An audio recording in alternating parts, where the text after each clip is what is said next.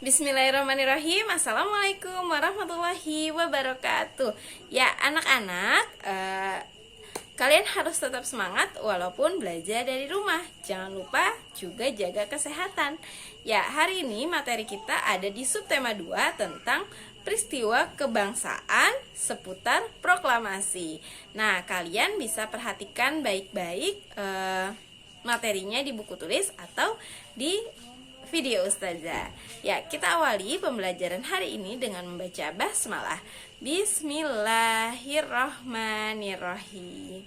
Ya, anak-anak, simak baik-baik materinya ya. Baik anak-anak, tujuan pembelajaran kita yang pertama, peserta didik dapat menjelaskan perubahan benda yang bersifat tetap dan sementara. Yang kedua, peserta didik dapat membuat peta pikiran dari teks narasi sejarah. Yang ketiga, menjelaskan peristiwa-peristiwa penting seputar pembacaan proklamasi dan menjelaskan peristiwa heroik dalam menyambut proklamasi kemerdekaan. Dan yang keempat, peserta didik dapat menjelaskan manfaat persatuan dan kerukunan dalam keberagaman di masyarakat dan sikap yang baik dalam keberagaman masyarakat dengan penuh kepedulian. Bangsa Indonesia pernah mengalami masa penjajahan cukup lama. Selama penjajahan, bangsa Indonesia mengalami penderitaan. Oleh karena itu, bangsa Indonesia semangat untuk melepaskan diri dari penjajah. Namun, usaha untuk memperoleh kemerdekaan ternyata tidak mudah. Berbagai rintangan harus dilakukan oleh bangsa Indonesia. Sebelum proklamasi kemerdekaan Republik Indonesia dilaksanakan, ada beberapa persiapan dilakukan. Nah, berikut ini ada 2 peristiwa penting saat persiapan proklamasi. Yang pertama, pembentukan BPUPKI atau kepanjangan dari Badan Penyelidik Usaha-Usaha Persiapan Kemerdekaan Indonesia. Dan yang kedua, ada peristiwa Rengas Dengklok. Nah, anak-anak, berikut peristiwa pembentukan BPUPKI. BPUPKI dibentuk pada tanggal 1 Maret 1996 yang diketuai oleh Dr. Rajiman Widyodiningrat dan Raden Panji Suroso sebagai wakilnya. Organisasi BPUPKI berjumlah 63 orang. Dalam bahasa Jepang, BPUPKI disebut Dokuritsu Junbi Kosakai. Tujuan BPUPKI yaitu untuk mempelajari dan menyelidiki hal-hal yang dibutuhkan bagi pembentukan sebuah negara merdeka. BPUPKI membentuk Panitia 9 yang diketuai oleh Insinyur Soekarno pada tanggal 29 Mei 1945 sampai 1 Juni 1945 diadakan rapat untuk merumuskan dasar negara Indonesia. Pada tanggal 1 Juni 1945, Insinyur Soekarno mengusulkan dasar negara Indonesia yaitu Pancasila. Pancasila masih mengalami perubahan hingga akhirnya menjadi dasar negara Indonesia yang kita gunakan saat ini. Selanjutnya, peristiwa Rengas Dengklok. Pada tanggal 14 Agustus 1945, Sultan Syahrir mendengar Jepang kalah. Dan malamnya 15 Agustus 1945, golongan muda mendesak Soekarno untuk memerdekakan Indonesia. Dan tanggal 16 Agustus 1945, golongan muda yang diwakili oleh Sukarni, Yusuf Kunto, dan Singgi menculik Soekarno-Hatta ke Rengas Dengklok. Tujuannya agar mereka tidak terpengaruh oleh Jepang. Dan pada tanggal 16 Agustus 1945 pada sore hari Soekarno-Hatta setuju dan kembali ke Jakarta. Dan tanggal 16 Agustus 1945 malamnya, Soekarno mengumpulkan anggota PPKI di rumah Laksamana Maeda. Nah, selanjutnya peristiwa proklamasi. Teks proklamasi disusun di ruang makan rumah Laksamana Tadashi Maeda, yang sekarang ini menjadi Museum Perumusan Naskah Proklamasi di Jalan Imam Bonjol nomor 1 Jakarta Pusat. Pada pukul 2.00 sampai 4.00 dini hari, teks proklamasi disusun oleh Insinyur Soekarno, Dr. Andoesmo Hatta, dan Mr. Ahmad Subarjo. Atas permintaan Soekarno, Sayuti Malik mengetik naskah proklamasi ditemani B.M. Diah. Berikut ini teks proklamasi. Dan pada akhirnya, proklamasi kemerdekaan Indonesia dibacakan pada tanggal 17 Agustus 1945 pukul 10.00 WIB di kediaman Soekarno, Jalan Pegangsaan Timur nomor 56 Jakarta. Nah, berikut ini saat Insinyur Soekarno-Hatta membacakan teks proklamasi. Dengarkan baik-baik ya anak-anak. Proklamasi.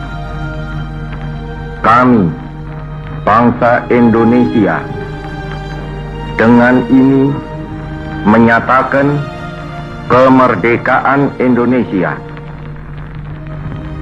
Hal-hal yang mengenai pemindahan kekuasaan dan lain-lain diselenggarakan dengan cara saksama dan dalam tempo yang sesingkat-singkatnya.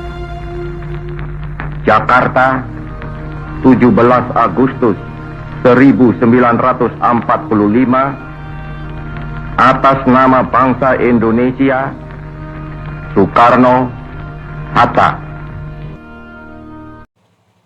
Setelah pembacaan teks proklamasi kemerdekaan, bendera merah putih dinaikkan dengan diiringi lagu Indonesia Raya untuk pertama kalinya. Nah, yang menjahit bendera merah putih pertama kalinya itu ialah Ibu Fatmawati. Setelah Indonesia merdeka, masih banyak peristiwa heroik dalam menjambut proklamasi kemerdekaan. Nah, berikut ini berita proklamasi menyebar melalui siaran radio, surat selebaran, juga para utusan yang menghadiri sidang PPKI. Nah, antara lain sebagai berikut. Yang pertama, Teguh Muhammad Hasan yang diangkat menjadi Gubernur Sumatera. Yang kedua, Sam Ratulangi yang kemudian diangkat menjadi Gubernur Sulawesi. Yang ketiga, Ketut Pujo yang diangkat menjadi Gubernur Nusa Tenggara. Yang keempat, P. Muhammad Nur yang diangkat menjadi Gubernur Kalimantan. Peristiwa heroik yang terjadi di berbagai daerah di Indonesia, beberapa di antaranya adalah sebagai berikut. Yang pertama, peristiwa Surabaya pada tanggal 19 September 1945. Peristiwa yang terjadi di Surabaya dilatar belakangi oleh tindakan orang-orang Belanda yang mengibarkan bendera Belanda di puncak Hotel Yamato. Nah, tindakan tersebut membuat geram rakyat Surabaya, sehingga mereka meminta orang-orang Belanda tadi untuk menurunkan bendera Belanda yang berwarna merah, putih, biru. Akan tetapi, seruan tersebut diabaikan sehingga membuat dua orang pemuda menaiki atap Hotel Yamato dan merobek bagian bendera yang berwarna biru sehingga menjadi bendera merah putih. Peristiwa tersebut kemudian dikenal dengan sebutan insiden Hotel Yamato. Yang selanjutnya, peristiwa Semarang pada tanggal 14 Oktober 1945. Di Semarang terjadi pertempuran yang dahsyat antara para pemuda Indonesia melawan Jepang. Pada tanggal 14 Oktober 1945, sekitar 400 orang tawanan Jepang dari pabrik gula Cepiring diangkut oleh pemuda Indonesia untuk dibawa ke penjara Bulu di Semarang. Sebelum sampai di penjara Bulu, sebagian tawanan itu melarikan diri dan meminta perlindungan kepada Batalion Kido. Para pemuda menjadi marah dan mulai merebut kantor-kantor pemerintahan dari tangan Jepang. Pada keesokan harinya, pasukan Jepang menyerbu kota Semarang. Sejak saat itulah berlangsung pertempuran 5 hari di Semarang. Korban yang jatuh di pertempuran ini diperkirakan sebanyak 990 orang. Yang C, peristiwa Sumbawa pada bulan Desember 1945. Di Pulau Sumbawa, pemuda-pemuda Indonesia pada bulan Desember 1945 berusaha merebut senjata dari Jepang. Di Gempe terjadi bentrokan antara 200 pemuda melawan Jepang. Di Sape, sekitar 400 pemuda berusaha merebut senjata di markas Jepang. Hal yang sama juga terjadi di Raba. Yang D. Peristiwa Kalimantan pada tanggal 14 November 1945. Gerakan mendukung proklamasi sudah mulai muncul di Kalimantan. Pada waktu itu, tentara Australia sudah mendarat dan mengeluarkan ultimatum melarang semua aktivitas politik, seperti demonstrasi, penyelenggaraan rapat-rapat, dan mengibarkan bendera merah putih. Akan tetapi, kaum nasionalis tetap melaksanakannya. Di Balikpapan pada tanggal 14 November 1945. Sejumlah 8.000 orang berkumpul di depan komplek Nica sambil membawa bendera merah putih. Nah, itu tadi 4 peristiwa perjuangan bangsa Indonesia setelah pembacaan teks proklamasi. Selanjutnya, perubahan benda yang bersifat tetap dan sementara. Perhatikan gambar berikut. Nah, pernahkah kalian membuat es seperti gambar yang di hadapan kalian? Oke, air yang dimasukkan ke dalam freezer menjadi es atau membeku. Nah, seperti ini ya setelah kalian copot-copot dari tempatnya. Es yang didiamkan di ruangan terbuka kembali menjadi air atau mencair. Jadi kalau kalian sudah taruh, didiamkan, lama-kelamaan es tersebut akan mencair. Air mengalami perubahan wujud dan kembali ke bentuk semula. Perubahan wujud benda dipengaruhi oleh kalor atau panas. Contoh perubahan wujud benda adalah proses mencair, menguap, dan menyublim. Ketiga proses tersebut terjadi karena benda-benda yang berubah menyerap kalor dari lingkungan sekitar, dipanaskan atau didiamkan. Sementara itu, proses membeku, mengembun, dan mengkristal atau mendeposisi terjadi karena benda-benda yang berubah melepaskan kalor ke lingkungan sekitar, seperti didinginkan, sehingga dapat berubah wujud. Perubahan wujud benda seperti membeku, mengembun, mendeposisi, menguap, mencair, dan menyublim termasuk ke dalam perubahan benda yang bersifat sementara. Perubahan benda dibagi menjadi dua. Yang pertama, perubahan benda yang bersifat sementara, yaitu perubahan benda yang dapat kembali ke wujud semula. Dan ada juga perubahan benda yang bersifat tetap, yaitu perubahan benda yang tak dapat kembali ke wujud semula. Contoh dari perubahan benda yang bersifat sementara yaitu es batu yang mencair. Es batu yang mencair ini dari air membeku, kemudian jika didiamkan akan menjadi air kembali. Dan contoh perubahan benda yang bersifat tetap ada roti yang berjamur jika dibiarkan di udara terbuka. Terus beras dimasak berubah menjadi nasi. Dan kayu yang dibakar akan menjadi abu. Nah, ketiga itu merupakan contoh perubahan benda yang bersifat tetap. Jadi tidak bisa kembali lagi ke wujud semula. Mengelompokkan informasi teks narasi sejarah menggunakan peta pikiran. Peta pikiran merupakan suatu cara mencatat dan memetakan ide atau gagasan yang kita dapatkan setelah membaca atau mendengarkan suatu teks secara kreatif dan efektif. Nah, langkah-langkah membuat peta pikiran. Yang pertama, memahami isi teks narasi sejarah secara keseluruhan.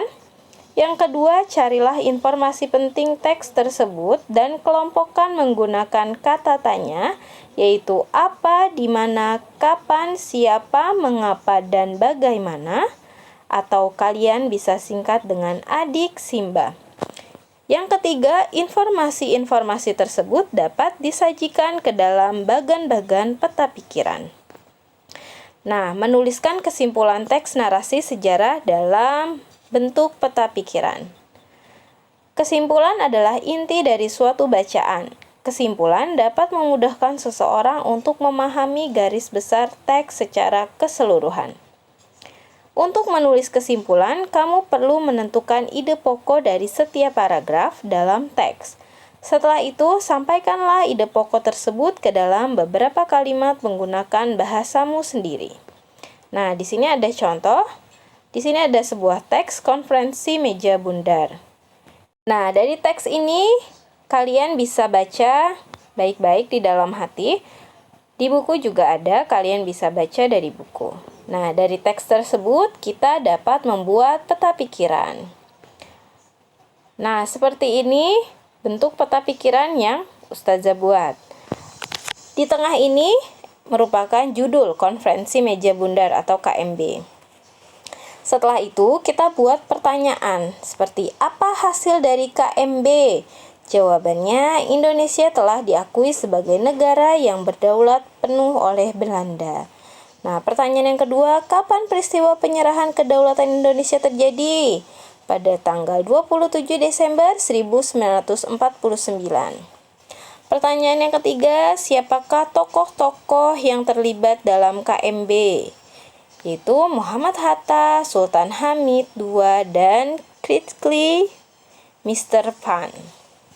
Pertanyaan yang keempat, kapan peristiwa terjadinya KMB? Pada tanggal 23 Agustus sampai 2 November 1949. Dan pertanyaan yang kelima, di manakah peristiwa KMB diadakan? Jawabannya Den Haag, Belanda. Nah, itulah pertanyaan dan jawaban untuk membentuk peta pikiran. Dari peta pikiran yang sudah dibuat, kita dapat membuat kesimpulan. Nah, berikut kesimpulan dari peta pikiran di atas. Konferensi meja bundar KMB diselenggarakan pada tanggal 23 Agustus sampai 2 November 1949 di Den Haag, Belanda. Konferensi tersebut dihadiri oleh Muhammad Hatta, Sultan Hamid II, Kritkly Mr. Van. Hasil dari KMB adalah Indonesia telah diakui sebagai negara yang berdaulat penuh oleh Belanda dan pada tanggal 27 Desember 1949 merupakan peristiwa penyerahan kedaulatan Indonesia dari Kerajaan Belanda. Manfaat persatuan dan kerukunan dalam keragaman masyarakat. Persatuan masyarakat Indonesia dapat terjadi karena masyarakat mengamalkan sikap rukun. Seperti yang kalian ketahui, keragaman masyarakat di Indonesia beberapa diantaranya meliputi keragaman agama, suku, bahasa, dan budaya. Untuk menyatukan keragaman tersebut, kerukunan antar sesama amat diperlukan. Tanpa adanya kerukunan dalam masyarakat, masyarakat Indonesia dengan beragam perbedaan tidak akan bersatu. Dengan menerapkan sikap kerukunan dan saling menghormati, kita dapat memperkuat beragam perbedaan yang ada di Indonesia. Oleh karena itu, kerukunan harus diwujudkan dalam kehidupan masyarakat. Nah, seperti gambar di bawah ini, mengikuti ronda, kerja bakti, membersihkan lingkungan di sekolah, lingkungan di masyarakat. Nah, ini merupakan wujud untuk membentuk suatu kerukunan. Selain persatuan dan kerukunan, ada pula unsur-unsur kebudayaan dalam masyarakat. Berikut unsur-unsur kebudayaan dalam masyarakat. Yang pertama, peralatan dan perlengkapan hidup. Nah, peralatan dan perlengkapan hidup ini merupakan semua sarana dan prasarana yang digunakan manusia untuk memenuhi kebutuhan hidupnya. Contohnya, makanan, pakaian, tempat berlindung, dan alat transportasi. Yang kedua, mata pencarian hidup. Nah, mata pencarian hidup ini segala usaha manusia untuk mendapatkan barang atau jasa yang dibutuhkan. Contohnya seperti berburu, bercocok tanam, perikanan, peternakan, dan berdagang. Yang ketiga, sistem kemasyarakatan. Sistem kemasyarakatan merupakan sekelompok orang yang merasa satu dengan sesamanya. Contohnya kayak keakrabatan, asosiasi, sistem kenegaraan, sistem kesatuan hidup, dan perkumpulan. Yang keempat, bahasa. Bahasa merupakan wujud budaya yang digunakan manusia untuk saling berkomunikasi atau berinteraksi baik secara lisan, tulisan, maupun bahasa isyarat. Yang kelima, kesenian. Kesenian adalah ekspresi manusia akan keindahan yang dapat dinikmati dengan mata ataupun telinga. Contohnya seni rupa, seni tari, seni suara, dan seni drama. Yang keenam, sistem pengetahuan. Sistem pengetahuan ini segala sesuatu yang diketahui manusia tentang lingkungannya. Contohnya kayak belajar dari SD hingga perguruan tinggi. Dan yang ketujuh, religi. Religi ini merupakan suatu bentuk keyakinan manusia terhadap Tuhan yang Maha Esa. Nah, berkaitan dengan agama yang dianut seorang, agama yang dianut di Indonesia itu ada Hindu, Buddha, Islam, Katolik, Kristen, dan Konghucu.